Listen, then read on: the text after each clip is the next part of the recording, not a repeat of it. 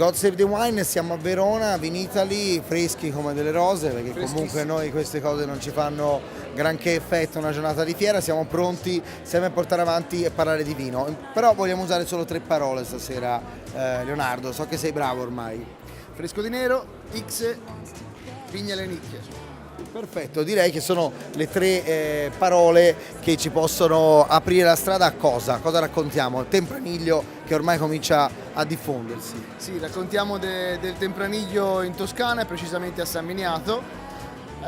Per quei pochi che ancora non lo conoscono, diciamo che è un vitigno che ovviamente arriva dalla Spagna, ma ci arriva secoli fa.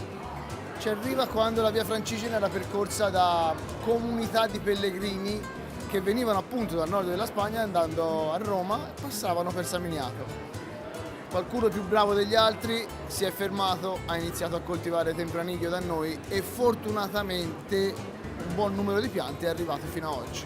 Il Tempraniglio è di per sé un vitigno con una forte carica antocianica, sarebbe difficilissimo farci un rosato. Quindi appunto come vedete il colore è rosato, a livello di profumi comunque il Tempraniglio sapete che si riconosce con questa grande forza aromatica, questa intensità di frutto impressionante.